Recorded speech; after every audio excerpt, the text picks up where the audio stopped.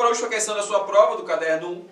E essa questão que você está vendo aqui, amores, ela é uma questão teórica também. Uma questão teórica, vamos dar uma olhadinha. Em uma demonstração, o ímã de neodímio é colocado dentro de um cilindro plástico.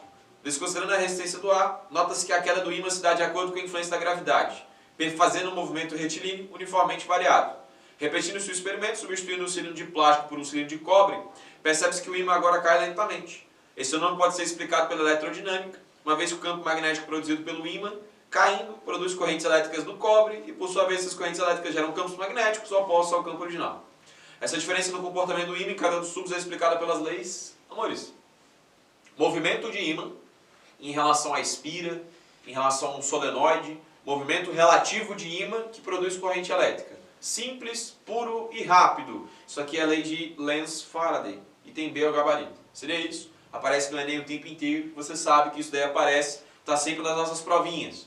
Professor, não lembro. Recomendo revisar porque isso daí é bastante cobrado pelas provas, tá bom?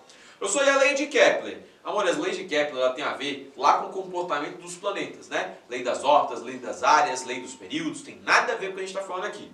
E lei da gravitação de Newton é o que explica que massa atrai massa, então tem nada a ver com o que a gente está falando aqui. Pessoal, a lei de Ohm. Lei de Ohm está lá na eletrodinâmica. U igual a RI, comportamento de corrente elétrica, que é inversamente proporcional à resistência elétrica, e você sabe disso.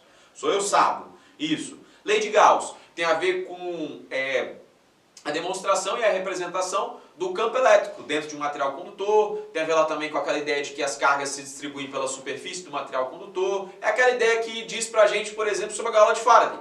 Que você fala que dentro de um material condutor o campo elétrico ele é nulo. Isso é uma coisa que também aparece nas provas dessa lei de Gauss. Lei de Ampère e de Biot-Savart. O Ampère, ele fala pra gente como é que a gente calcula um campo magnético ali numa região que tem um fio percorrido por corrente elétrica. E a lei de Biot-Savart, ela fala sobre o vetor campo magnético como uma contribuição de vários campos magnéticos que estão dispostos na mesma superfície. Então também é uma relação de campos magnéticos. Só que não está explicando para você como que o movimento de um ímã gera uma corrente elétrica. É isso que o texto está falando. A lei de Ampère e Biot-Savart, apesar de ter a ver com magnetismo, elas não têm a ver com o movimento relativo de um ímã. Então não é esse o nosso gabarito, tá bom? Inclusive isso aqui é bem raro de aparecer numa prova, tá, amores? Lei de Ampère e da gravitação de Newton. Meus amores, não é gravitação de Newton, tem nada a ver com isso, que massa atrai massa. E a lei de Ampère é só o cálculo do campo magnético em um fio que é percorrido por corrente elétrica. O texto não está falando de um fio percorrido por corrente elétrica. O texto está falando de um ímã que cai dentro de uma tubulação de cobre, então ele tem um movimento relativo em relação à espira, ou em relação ao solenoide, que você queira pensar assim, e aí tem campos magnéticos que surgem nessa visualização que a gente está vendo aqui. Recomendo que você revise isso, mas era um item teórico simples aí de visualização, de você marcar, tá bom? Não precisava enlouquecer com essa questão aqui não. Meus amores, é isso. Essa é a última questão que apareceu na sua prova, pelo menos no caderno tipo 1.